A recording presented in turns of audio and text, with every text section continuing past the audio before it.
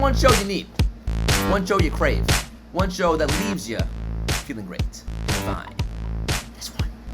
You are doing so many things. You have your hands in so many jars. And it's been crazy lately. You are everywhere. And I'm like, how is he doing this? But before we get into all the things that you're doing, and you have 2 NFTs that you created, just to make the rest of us look like we're lazy. And they're both really cool. They're really great ideas, and I know our community is gonna love them. But first, before we get into all that, like, how did you stumble into the NFT space? So, I was always a gamer.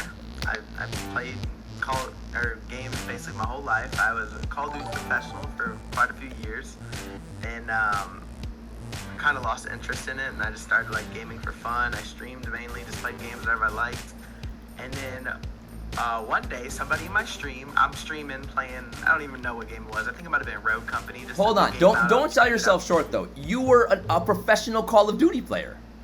Yeah, I played with people like Nate Shot, Scump, a lot of really like people that a lot of people may know. I was teammates with them at one point.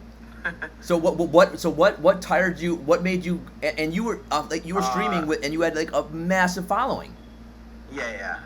So I am the kind of person, I'm not gonna do something unless I'm really enjoying it, no matter like how great it is.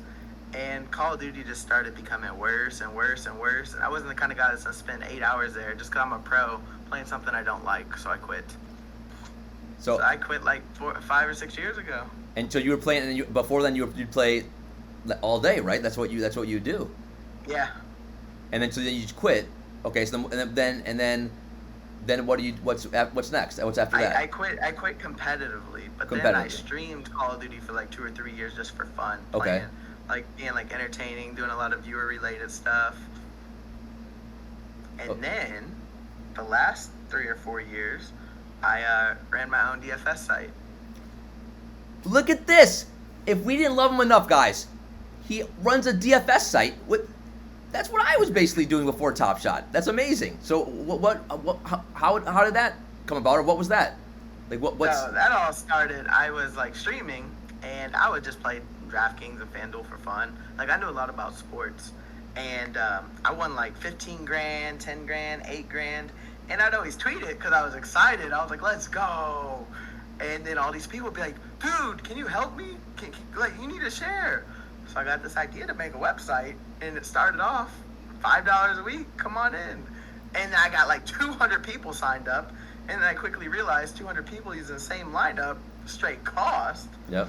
So I had to up and up the price until I got like 30 or 40 people in there. And so I ended up making a living off that for like 3 or 4 years. How about that? I mean, and then things started to go downhill when all sports got canceled and there was no sports. Everybody canceled their membership. Yep. And I was like, shit. So when you were doing DFS, you were doing all sports? Like you were doing everything? I was doing MLB, NBA, NFL, and UFC. Jesus. So you're grinding every day and making lineups. Yeah. That's crazy. So COVID hits, sports get canceled essentially for the year, unless you have Korean baseball, which don't lie. I did some Korean baseball. Did you make Korean baseball lineups? Don't lie. No. No. I never did any sports. I'm not passionate in myself. I don't really like hockey. I never did hockey. I don't really like soccer. I never mess with soccer. Like I don't like doing DraftKings just to do it. I like to actually like watching the sport. Yeah. Middle of the night Korean baseball. It was not fun because it didn't even have live scoring on DraftKings or I think FanDuel either. And but the true diehards, we were playing. We didn't give up like Bouncer. We kept going. You know, we're like Korea. Well, what's next? We were grasping at straws. We also were doing LOL, which is League of Legends, on in DFS. COVID. Yeah, League of Legends is not my cup of tea. Yeah, me neither. But like COVID, desperate times. That's all you could do. Although I will admit, the one desperate thing I did do is I actually really like NASCAR DFS. You do. And I made a whole bunch of DraftKings lineups for when NASCAR went virtual for about 2 months. Nice. They had the professional drivers doing like the video game NASCAR racing. Yeah. I never got into NASCAR's the one thing I never really did that in NASCAR DFS. I just couldn't. Again, I'm not a NASCAR fan. I didn't understand the scoring was very bizarre. And the one time I did it, I think my guy was in the lead with like three races to go, and then he like career-ending injury. He got in a crash, and it was let's say I broke things. Wasn't great, Bouncer. Wasn't great. And then I said no more NASCAR for me ever. So COVID hits. Sports is basically canceled, and your career. And then you're like, what do I do? You have nothing to do. So I just did what I always did whenever I ran out of things to do and I got bored. I started streaming again. Okay. I pop the stream on. I get like 200, 300 viewers just playing whatever, and grind it for a little bit, and then that's where we get into the next part. Is I was just gaming one day, and some guy in the chat, I forgot his name. I think it might have been Sanui. He just goes, dude, have you checked out Top Shots? And I was like, what the heck's Top Shot? I was like, is that some new like fantasy site like DraftKings? Like, I don't care about that. He's like, no, dude, check it out.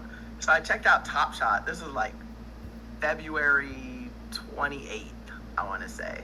I checked it out. I bought a couple cards, and then they started to go up in value. I buy a few more, then I buy a few more. I caught it just in time for the boom.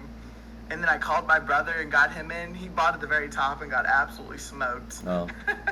Tell your brother that hello, and if he wants to share misery stories, let him know. I also bought a few at the top. I bought like a Giannis Antetokounmpo season 1 for like $2,300.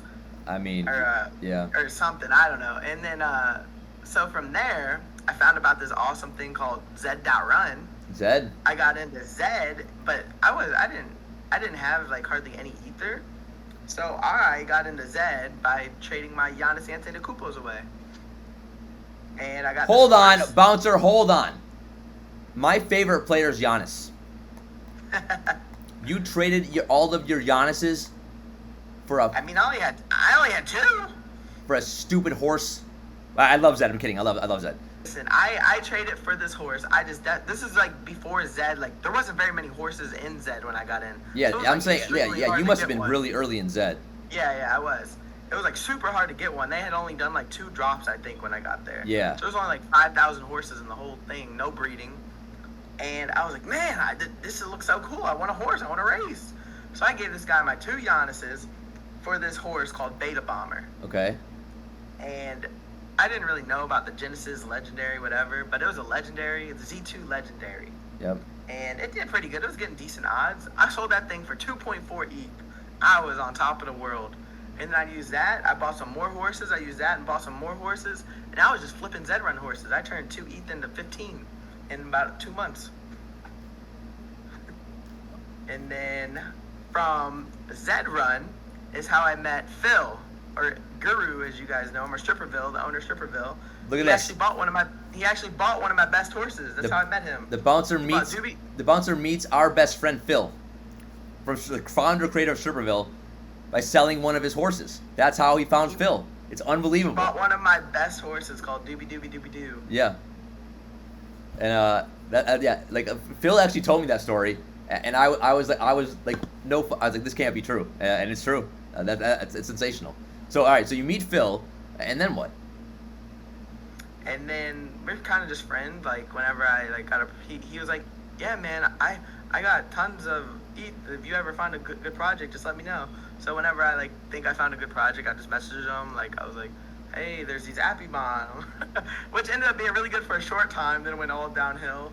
And then I was like, hey, there's this. We just became friends. I told him about how he could bet on UFC with stake. And one day he just hits me up like, hey, I got a project. I was like, well, I don't really know how to do anything. I guess I could help you with your Discord. And he goes, if you could set up my Discord, that'd be great. I was like, all right, I have no experience in smart contract stuff or anything, but I'll try my best to help. And that's kind of how we got started. And suddenly, the Bouncers becomes, you're like the main mod in Stripperville. So I had a little bit of Discord experience from running my stream. Like my stream had its own Discord, so I knew how to operate, add bots and stuff. So I was like, hey, for your project, if you need a Discord, I could set it up, no problem. I wasn't a great marketer. I wasn't that great at Twitter. I I was just like, my one asset is I could probably help you with the Discord. So if you need somebody for that, let me know. And that's how I got started. And then I just learned on the go as I went. That was like my first time ever being involved like within an NFT project. And I just kept on learning. And the way that our community discovered the bouncer was that suddenly, because of Stripperville, we all got in. We met the bouncer there a little bit, and then suddenly we saw the bouncer on Twitch, back on Twitch, his old stomping grounds, where you happen to be now, and we happen to be now. And he was doing marble races. And tell us how you got started with that. So I was just looking for like, I got tired of doing those Discord giveaways where you just like click on a button and a name pops up. I'm like, and I was kind of missing streaming, but there wasn't any video games that I really wanted to play then and there. So I was like, all right, what if we like, how can I come up with a way to stream and do some giveaways? Like I used to do marbles, that was pretty fun. So I brainstormed, I'm like, yeah, let's just do a marble stream. Everybody can type !play. If your marble wins, you win a giveaway. It's a lot better than just Discord spitting out a random name. Why not? So all of a sudden, Stripperville is doing these really cool giveaways on stream with this guy that we're watching, the bouncer, or Nexxx, a lot of X's. You gotta tell me what that name's about.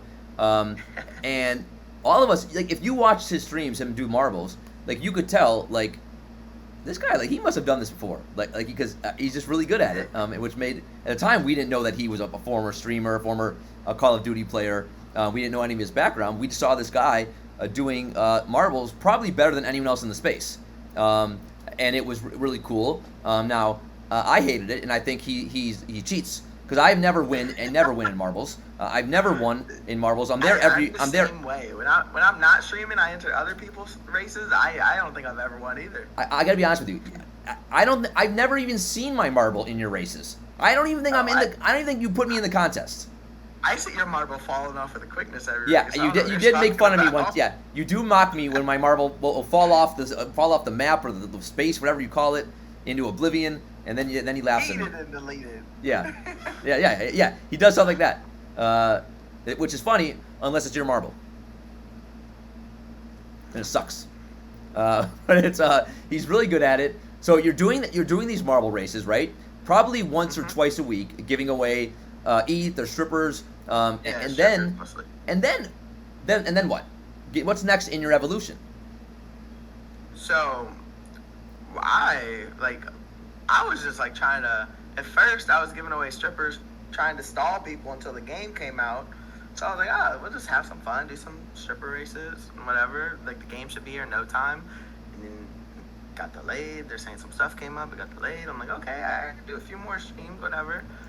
And then, so I'm just, and meanwhile, while in between the streams, I'm always in Discord hanging out with everybody. Like, this is the only project I'm in at the time. I wasn't in any other, like, NFT Discords at all. So I just had full-time focus on Stripperville. Then I joined Metaguardians. Look at this. With one member in it. They're like, listen, we need you to set up our Discord, and we need you to add bots. I want to have a level system. I want to really encourage people to be active. I'm like, all right, I got this. So then I set it all up. I'm like, all right, we can start advertising the Discord. I set this baby up. And then it just started blowing up. I took the role of the face of the Discord, relaying all the messages from the devs to the people. And it just became a lot of fun. And yeah, just all from there. And then after the drop, they really liked what I did, and they offered me a longer term position there. Now, before you got involved, and I think he's being a little modest, because if you've seen him in these Discords, he's great. Like Stripperville, they had an issue with when they on the day of the night of the mint, and it took, it was supposed to be unveiled I think at 10 p.m. Eastern, and I think we didn't see it until maybe 8 in the morning. Yeah. And I forgot to point out, in Stripperville, a lot of the artwork got messed up. Yeah. And I had originally signed on as just a Discord person. I did not advertise myself as a graphic artist, but I am pretty good with Photoshop and shit. So I actually went in and fixed every one of the problems and all the strippers and all the things and it took 20 hours, but I got it done. So I just did that, just so their drop wasn't completely ruined. Yeah, so I mean, he's been like an invaluable member of Stripperville and the Guardians. Like I still vividly remember. I think our whole community, we held like a big event the night of the unveiling for Stripperville, because we all bought them and were invested in the project. Yeah. And we were literally from 10 p.m. to 8 in the morning. We were waiting. And the reason for that is like, so you know how each like random trait has like its own layer when you like, generate this stuff, right? Yeah. Well, we do like the first 1,000. It looked good. We're like just eye checking all of them real quick. And then all of a sudden we find one at like, well, so after the first 1,000, we were like, all right, we're good. All right, guys, it should just be like 30 more minutes. We get to like number 1,500 and we find this one layer that's like looks terrible. We're like, oh my god, like how do I fix this? So I go in Photoshop real quick, fix it. You had to re-upload it all, which took time. And that happened like 6 times. So it just kept on like finding one error and it just sucked. Yeah, but again, like he was keeping everyone in the Discord like. As you guys all know, we all been a part of drops, right? People get antsy, people get pretty pissed off and frustrated, and he kept doing giveaways and keeping spirits high for like for 10 hours until the strippers did finally get unveiled, and we just did a great job that night, and like I'm not gonna save the project because the project was gonna be successful either way, but again it was really made what could have been a pretty rough night, salvage it for sure, and kept it entertaining and kept everyone engaged, For sure. so then the Guardians of the Metaverse contacts you. Like, did you see the artwork right away? How did you know this was going to be such a big project? The dev guy just messaged me like, hey, I has a guy who's interested in somebody running the Discord like you did Stripperville. Would you be interested? He's like, can I share your Discord name with them? I'm like, sure. So he messages me and he's like, hey, so I heard you did a good job with Stripperville. I was wondering if we could work together and you could set up our Discord. I'm like, yeah, I got some free time. I can make it work. I was like, I only like to work with projects like I believe in. I'm not going to freaking join some crappy freaking project. So I'd like to see like what we're working with here and like a look at the team. Like the last thing I want to do is associate my name with a rug pull. Yeah. So I like make sure it's all legit. The artwork's good. And then he showed me the Guardians. Like, oh, okay. These are kind of sick. Yeah. And then the Discord got all the way up to 30,000. I was the second person in it. Built it from the ground up. Got it all. It's at 30,000, like 400 right now. It's a lot of people. Like just trying to maintain a Discord that large. What are some of your tips? Is it does it drive you nuts? Like how are you like?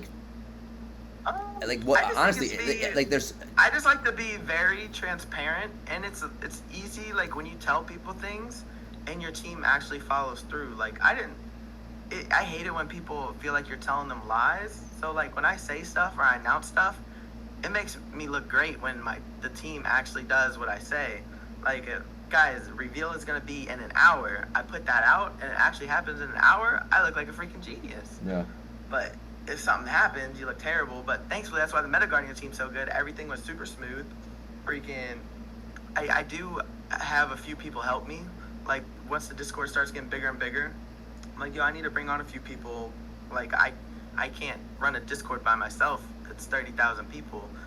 Like I need somebody doing like the annoying work, like responding to all these tickets, copying and pasting all these wallets onto a whitelist. Like I shouldn't be the one doing this. I got other things to do. Yeah. So, and I think someone mentioned it in the chat. They're right. Like the minting process, as we all know, can be a nightmare. This one was pretty smooth. And yeah, the whitelist for this project was all my idea, or like mostly my idea. He was like, "How should we do a whitelist?" I'm like, "We should do it so only the wallets we gather can mint." I have a perfect way to set up a whitelist system. Just tell me how many wallets we need to collect. I'll get it all done. And then as long as you can promise that only those wallets can mint, we'll be golden. And it worked great. Okay, so you're doing Metaguardians. You're crushing there. You're crushing Stripperville. You're doing marbles. What is and then what? What's next? Because I know. So after I got done with this, so Phil out of nowhere, just like, hey, so I just had this idea. I need you to go and have somebody make marbles. I'll fully pay for it. You just need to go have somebody make marbles. Go on like Fiverr, find an artist, whatever. He's like, let's give him a marbles drop. I'm like, I could save you money. I can try to make marbles. So I downloaded this thing called Cinema 4D. I had a 14-week free trial. I downloaded it, followed some YouTube videos on how to make a circle sphere, how to add materials, and then I made my first couple Stripperville balls. And I made to do the random generation, you got to put certain things in certain folders, name it just right, and do all this stuff. So it was my first time doing that, and it ended up going perfect. So I had all this done, but then the dev said, yeah, we're really busy working on the game, we can't do this. So I busted my ass doing these Stripperville marbles in like 2 days, and they were just sitting there for like a week. I'm like, oh, this is lame. I kind of had fun, and I still got 7 days free on my Cinema 4D trial. I'm like, why don't I make my own marbles project on a much smaller scale? And so I started making my own marbles, and I didn't really have a lot of money to invest, so I made Eat the Marbles on a $0 budget. I had 7-day free trial left in Cinema 4D. I couldn't afford a smart contract person, so I literally went on OpenSea, clicked Create Collection, manually made each marble, manually uploaded one by one, and then I had a random generator on my computer where I click generate, and I manually go through each of the 100 marbles and randomly input the properties that it told me. So you're just doing you're doing just all solo? You're doing all of this? Yeah, every single marble one Jesus by one. Christ. I typed in every single one of the traits. I made Eat the Marbles with $0. Everyone in chat, and including me, feel like idiots now because that's impressive. That's really impressive. Jeez. Yeah, so I made them all, and I wanted to, like, my main fear was I kind of came out with a unique rollout process. I listed the first 20 for 0.1, and my reason for that was I didn't want to list them all for 0.1, and some guy just coming in. Well, before you do that, explain to people your concept behind your marbles game. What's the concept behind it? So the concept behind the marbles is that I wanted to combine my two passions because I've always loved streaming. I just kind of didn't love the games I was streaming. So I thought it'd be cool if I can combine my newfound love for NFTs with streaming. And I was having a blast streaming marbles. So I was like, why don't I just create my own little marbles project? And then I was like, all right, if people buy these marbles, part of the money we make from selling them, we'll go to marble race winners. It'll be fun. So I found out a system all in my head how I can do this. I was like, all right, if each marble gets an ID, we can represent that with a number, and then we can look up that number and we can send the prizes to that wallet address. It all made perfect sense in my head, and it came to fruition, and it's been working great. And you can see I bought one of these marbles. I have a 1.2 multiplier, so mine is not the best, but you made 100 originally, right? Yeah, I made 100 of these. So, and if you get in the first 100, tell them what happens. So if you're in the first 100, you're in the Series 1, and the super important thing about Series 1 is because if the project continues to go well, fingers crossed, there will end up being 10 series, 1,000 total marbles. So I made the decision. I was like, I personally don't think it's very fun to see 1,000 marble race. It's just a cluster. You don't have very good chances of winning. It's silly. So I made the decision that every single race in Eat the Marbles is going to be a max of 200 marbles.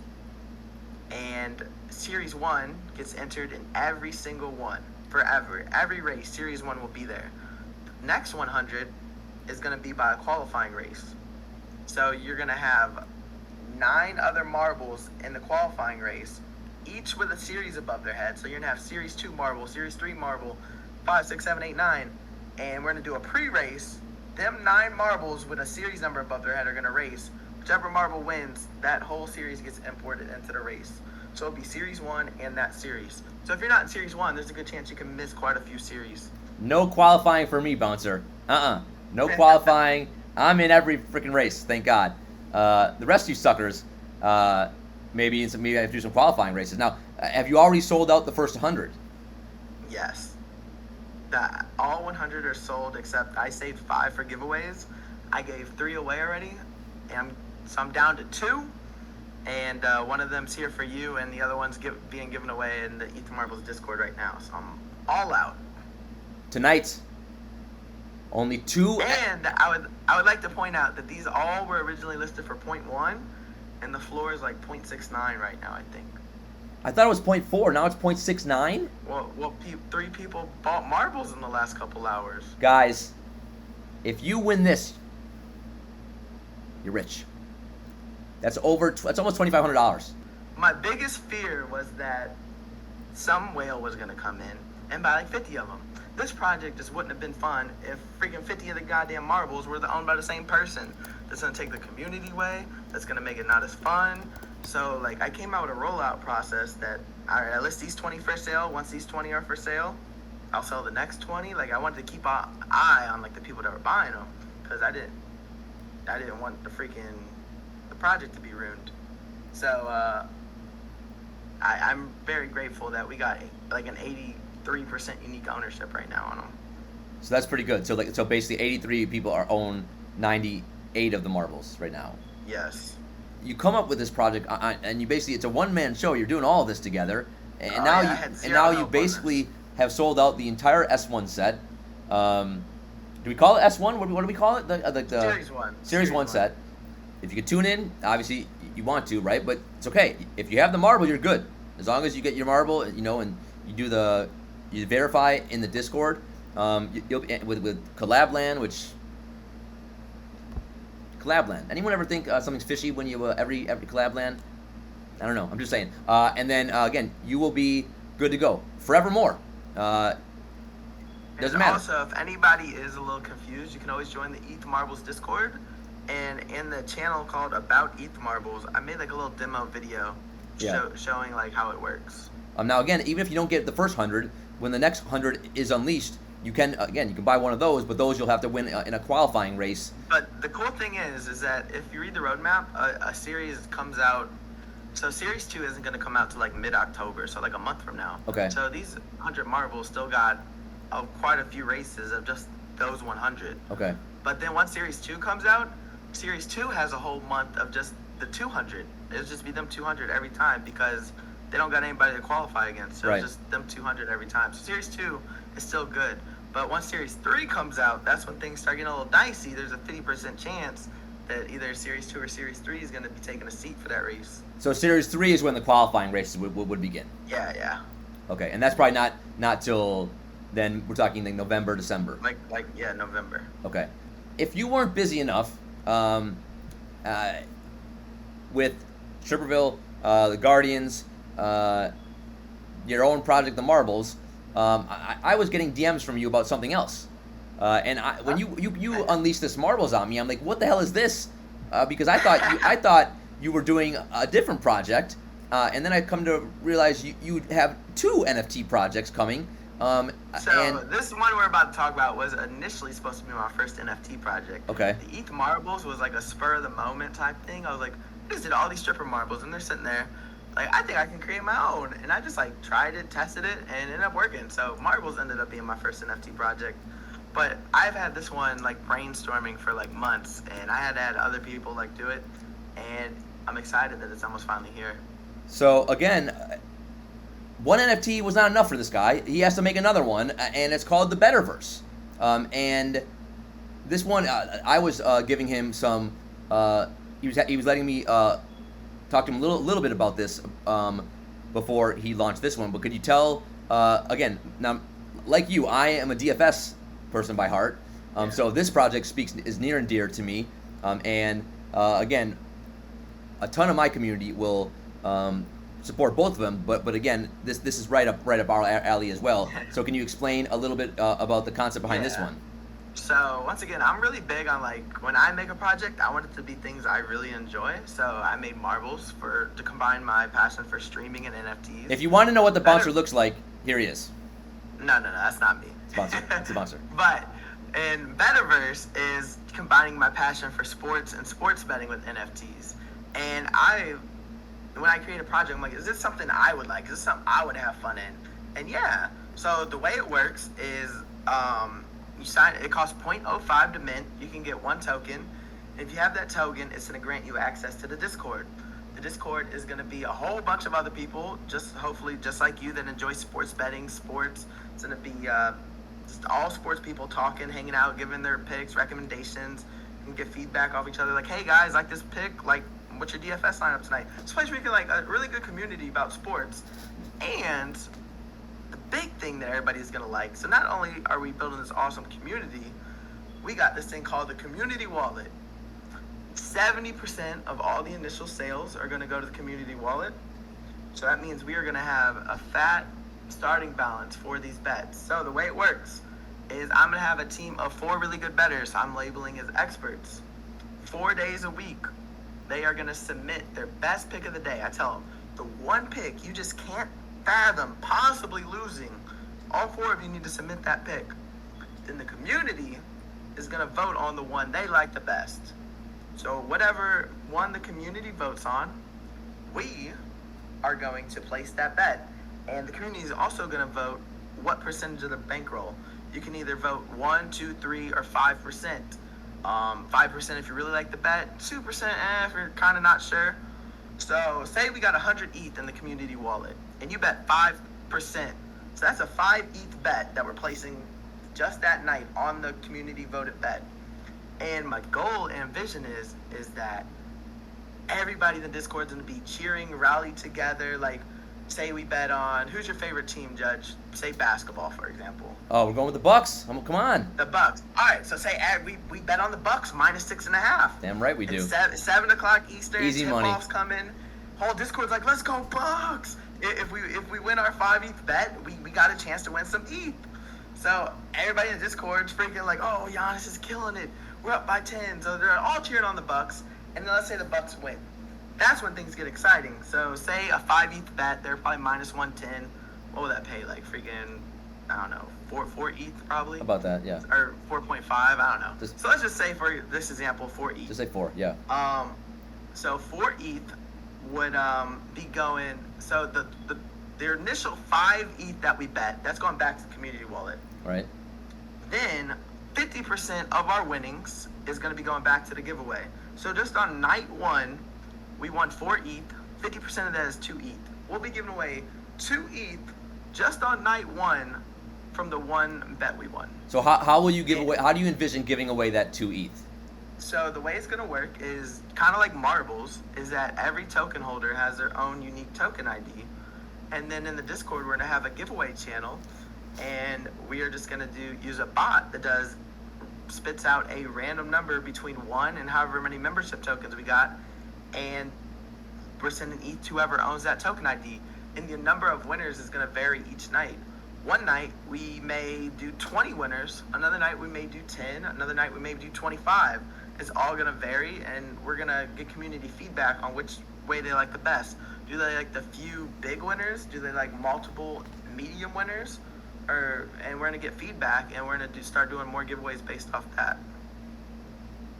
So, pretty easy concept, right, guys? Like, there'll be four experts, and again, what do you guys think? Should the judge be one of these? Bouncer, why? So let me answer this. So, Bouncer, why not just split up profits from winning bets? Because it is just not a very exciting concept. Say we won 10 ETH. Let's say, for example, we won 10 ETH. To divide that by 4,000, everybody would win at 0.001 ETH. That's just not exciting. It is much more exciting for 8 people to win 2 Ether, or 20 people to win 0.4 or 5 ETH. 4,000 people getting sent 0.009 is not exciting or thrilling in my opinion. So that's why I set it up like this. Good question, though, because that is a question that I had for the bouncer when I first saw the proposal as well. And I do think it'd be more exciting the way that he has it envisioned. But like he said, he's going to go with a lot of what the community thinks. So, again, I think if everyone felt the way that you felt. What happens to the other half of the winnings? So you can see half the winnings, again, the initial bet and 40% of the winnings go back to the community wallet, right? And then 50% of the winnings are given away to the Bettorverse members, like the bouncer explained. Then 5% goes to the expert who submitted the bet, and then 5% goes to the Bettorverse for promotions and operations and costs. We got to send 40% back to the wallet, or else the wallet's just going to only go down. Then you can't make any more bets. Yeah, so this system will not work if the wallet only goes down. So we have to send 40% of the winnings back. So on a winning night, the wallet actually increases. Right. And also, I forgot to mention, he asked, how can I be an expert? We are going to have a community submission form each day where you can submit your bet, and we will be picking one community submitted bet to go up against the expert bets. If the community likes the community bet more than the experts, and you win the vote, you'll get that 5% as well if it wins. And who do you envision as having, when you have experts, your 4 experts? What is your who do you envision being the experts that are going to be helping you run the site? To start off, is we're not having any like super big name experts. I do got people I fully trust and have known for quite a long time that are really good bettors. Like like the best bettors are the low key ones. Like yeah.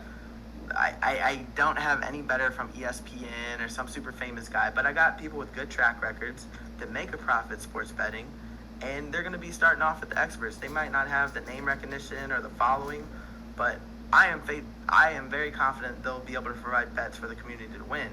And every single expert pick, even if it doesn't win the community vote, will be logged and recorded and fully visible for transparency.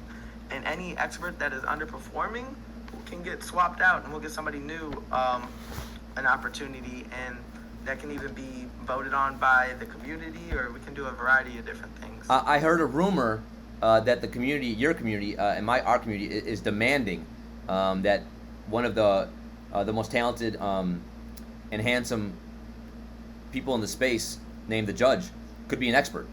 Thoughts? I don't know. Guys, does he know how to bet? I mean, eventually, like I already got my 4 experts starting off, but if one of them are slacking, you can always be up for consideration.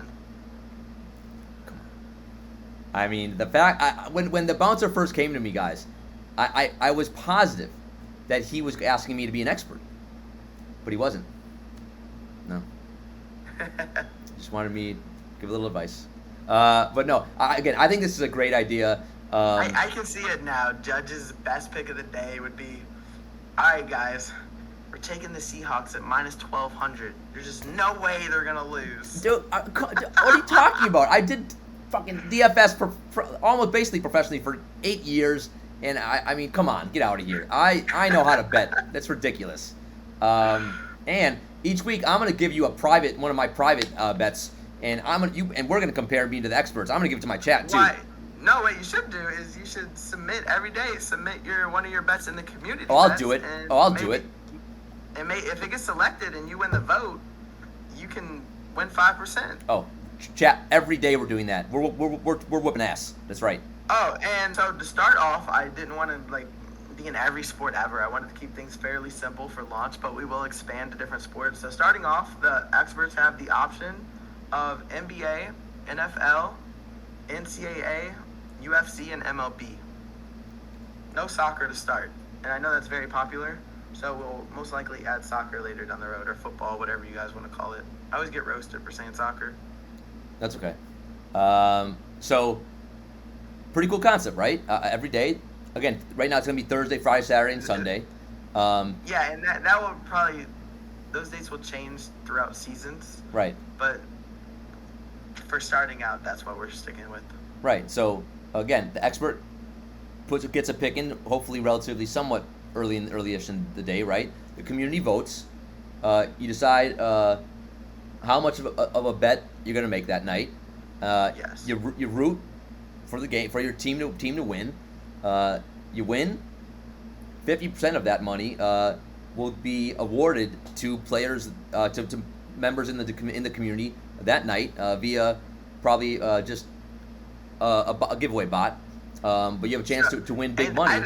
I just want to explain how much money you can actually win in a night. Please do. How much is 0.05? How much is that right now? I honestly have no idea.